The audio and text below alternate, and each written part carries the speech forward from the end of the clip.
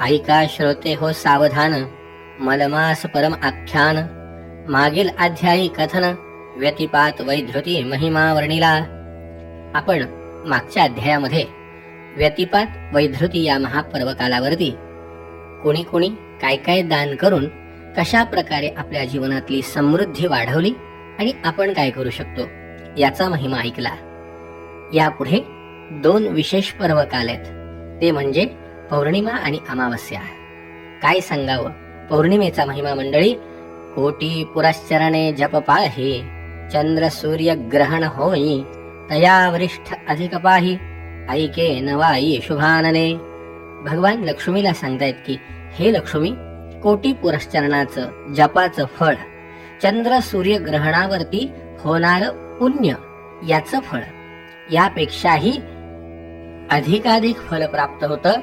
ते म्हणजे अहो हे पौर्णिमा महिमा, वर्णू न शके चतुर्वक्र ब्रह्मा. ब्रह्मदेव याचं वर्णन करताना सांगतात की पौर्णिमेला केलेल्या पुण्यकर्माचा महिमा कितीतरी अगाध आहे. तेथे बोलावयाची सीमा, बोलता बोलता न बोलवे. पौर्णिमा दिनी प्रातस्नान, पौर्णिमेच्या दिवशी प्रातस्नान जो नर करी आपण, तया ऐसा पुण्यवान दुजा आननसेची.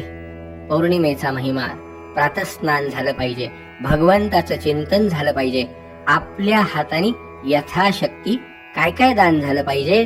तर किंचित सुवर्ण अथवा काही दान दीजे ब्राह्मणा ते पाही, विप्रभोजन माध्यान्न समय त्या एवढा नाही पुण्यवान. यत्किंचित सुवर्णदान, अन्नदान, दीपदान, वस्त्रदान, धान्यदान या गोष्टी आणि ऋतूप्रमाणे फळदान या गोष्टी आपल्या ऐपतीप्रमाणे यथाशक्ती दान कराव्या. आपल्याला माहितीये आपल्या घरी जर कदाचित अन्नदान करणं शक्य झालं नाही तर किमान तत्प्रित्यर्थ यथाशक्ती शिधा दान करावा. शिध्यामध्ये साधारण आपण जेवण्याकरता जे पदार्थ तयार करतो त्या पदार्थाला लागणारं साहित्य जे आपल्याला त्यातल्या त्यात शक्य होईल ते आपण दान करावं. अधिक मासामध्ये येणाऱ्या पौर्णिमेचं महत्व आहेच आहे, पण त्या व्यतिरिक्त प्रतिमासिक प्रत्येक महिन्यामध्ये येणारी पौर्णिमा ही विशेष फलदायी असतेच असते. वैशाख पौर्णिमा, कार्तिक पौर्णिमा, माघ, फाल्गुन, चैत्र, पौष या पौर्णिमांना विशेष महत्व सांगितलंय.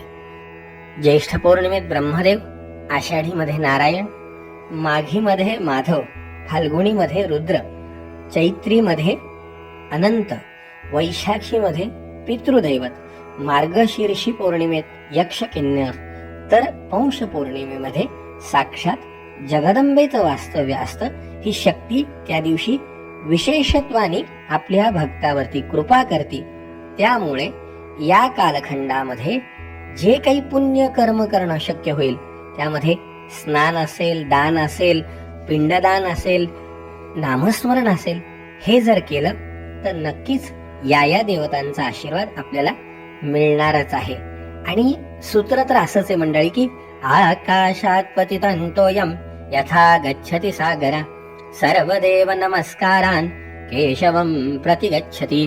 कोणत्याही दिवशी कोणाप्रित्यर्थही केलेलं पुण्यकर्म हे शेवटी भगवान गोपाल कृष्णाला जाऊन मिळणारच आहे. आपल्या शास्त्रांनी आपल्याला फार सुलभ, सोपे आणि अल्पवेचे विशेष पुण्य, विशेष पुण्य अगदी कमी वेळामध्ये आपण कमीत कमी गोष्टी आपल्याकडच्या देऊन विशेष पुण्य आपल्याला फल प्राप्त करून देण्याचे पर्वकाळ आपल्याला सांगितलेत. मग मंडळी काय हरकत आहे, आपण आपल्या भौतिक जीवनामध्ये अनावश्यक महत्व देतोच, तर आवश्यक गोष्टींनाही थोडं महत्व द्यायला हरकत नाही. समर्थांनी फार सुंदर ओवी लिहिली आहे की बहुत प्रपंच करावा, खूप प्रपंच करा, मनसोक्त करा, हरकत नाही. थोडा परमार्थ मिळवावा, थोडा तरी परमार्थ मिळवता आलाच पाहिजे. परमार्थ अवघाची बुडवावा हे विहित नव्हे. अगदी काहीच न करता फक्त पशुतुल्य जगणं हे विहित नाहीये. आपण एवढा पैसा कमवतो, आपण एवढं आपलं आयुष्य येथे खर्च करिता भलतैसा, व्यर्थ वेचिती वयसा, कितीतरी वाया गेलं.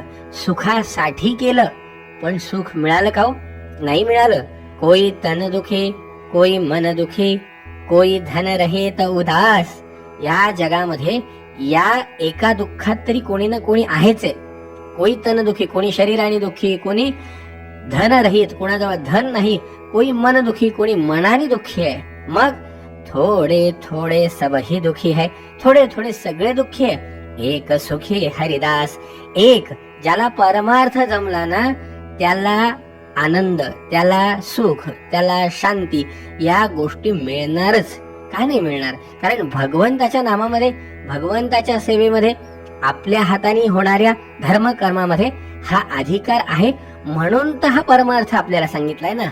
म्हणून किमान काहीतरी या पौर्णिमा पर्व काळावर आपल्याकडनं दान पुण्य घडलंच पाहिजे.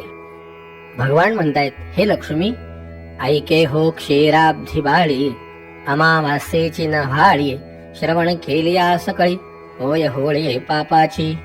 हे लक्ष्मी, आता तुला अमावास्या तिथीवरती काय आपण केलं पाहिजे याचं महत्व सांगतो. सारोनिया स्नान संध्या देवतार्चन. आपलं स्नान भगवतार्चन करून झालं की करोनिया मग तिल तर्पण. ब्राह्मण भोजन यथाविधी. यथाशक्ती तिल तर्पण केलं पाहिजे. यथाशक्ती ब्राह्मण भोजन, ब्राह्मणाला शिधा. जे कोणी आपला आराध्य दैवत आहे तत्प्रित्यर्थ काही ना काही आपल्या घरी यथाशक्ती अन्नदान म्हणा, शिधादान झालाच पाहिजे. श्राद्ध की जे यथास्थित. अमावस्येला श्राद्ध.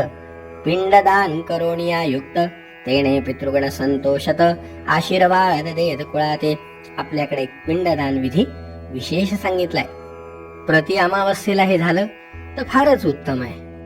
याची फलश्रुती काय तर, ऐसे प्रत्यही अमावास्येसी आचरावे निश्चयेसी, तये दिने पितृलोकासी पितरासी संतोष. आपल्या पितृगणांना, पितरांना हे आपण केल्याने संतोष, शांती, समाधान, आनंद मिळतो. तया दिनी पितरा लागून पितृलोकी करिता सन्मान. देवुनी मिष्टान्न भोजन तेणे पितृगण आनंदिती. मग संतोषोनी देती आशीर्वचन. तिथून ते आशीर्वाद देतात. मंडळी, खरं म्हणजे हा विषय गहन आहे, मोठा आहे. आजकाल या विषयाबद्दल अनेकांचे समज, गैरसमज आहेत. पण एक कायम लक्षात ठेवा, आपल्या पूर्वजांनी फार विचारपूर्वक, अभ्यासपूर्वक आणि अनुभवपूर्वक ह्या गोष्टी आपल्या समोर मांडल्यात. कदाचित आपल्याला त्यातलं मर्म आज समजेल की नाही, आपल्या बुद्धीची कुवत आहे, पण ते आपल्या हिताचं आहे हे मात्र अगदी निश्चित आहे. निश्चित म्हणजे निश्चितच आहे. यांनी काय होतं तर संतोषोनी देते आशीर्वचन. त्यांचा आशीर्वाद मिळतो. त्यांनी काय होतं, वंशवृद्धी होत असे जाण. वंशाची वृद्धी ही पितरांच्या आशीर्वादानेच होती. म्हणून पितृदेवतेचं आपण अनेक वेळा, अनेक ठिकाणी प्रश्न विचारायला जातो, पाहतो. आपल्याला अनेक ठिकाणी पितृदोष हे सगळ्या गोष्टी आपल्याला तिथे ऐकायला मिळतात. काय याचं कारण असेल तर आता जे आपल्याकडे पारंपरिक पद्धतीने गोष्टी सुरू आहेत त्या दिवसेंदिवस लोप पावत आहेत. मंडळी, नवीन गोष्टी जरूर शिकाव्या, नवीन गोष्टी जरूर आचरण कराव्या, पण त्याबरोबर आपल्या सनातन परंपरेने आपल्याला दिलेलं ज्ञान जोपासण्याचा प्रयत्न करावा. जेणेकरून आपलं कल्याण होणारच आहे. जर आपल्याकडनं पिंडदान झालं तर पितृलोकांचा आशीर्वाद, वंशाची वृद्धी होणार आहे. आणि असं नाही झालं तर त्याचंही फळ सांगितलंय की जर तसं झालं नाही तर न केलिया अपाय दारुण. आपल्याला अपाय सावधान परिसावे.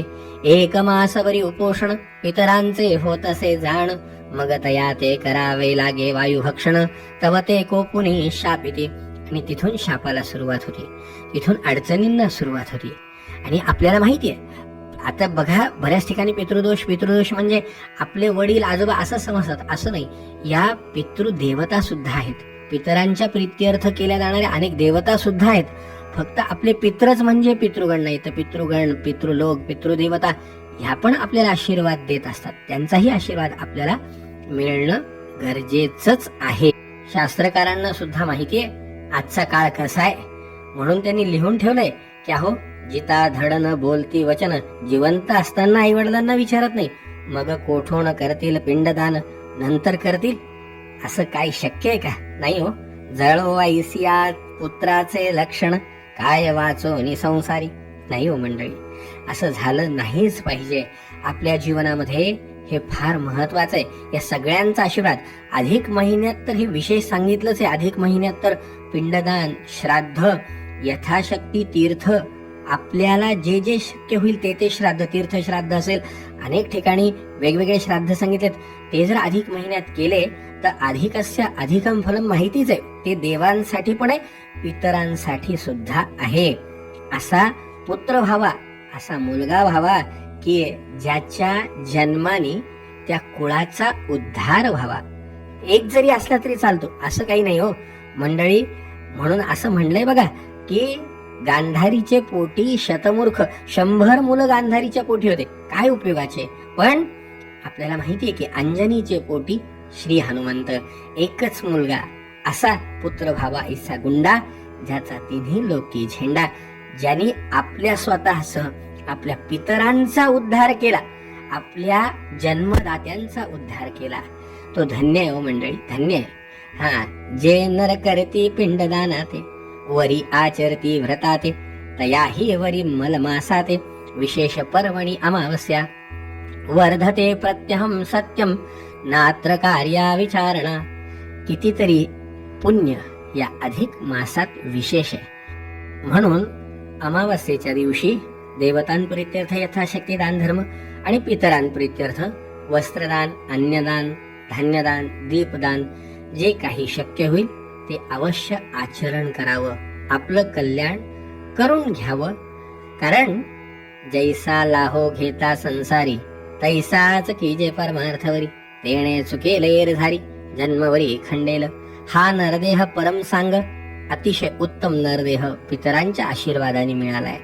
तर त्यांच्यासाठीही काहीतरी सत्कर्म करून आपल्या जीवनाचं आणि त्यांचं दोघांचंही कल्याण करून घ्यावं. श्रोते हो, उद्या द्वादशी पर्व काळ आहे. 5 महापर्व काळातील द्वादशी हा सुद्धा एक उत्तम पर्व काळ आहे. या निमित्ताने उद्या श्रवण करूया द्वादशी पर्व काळ महात्म्य. आज इथेच थांबूया. स्वस्ति श्री अधिक महात्म्य ग्रंथ पद्मपुराणींचे संमत मनोहर सुत विरचित 11 अध्याय गूढा.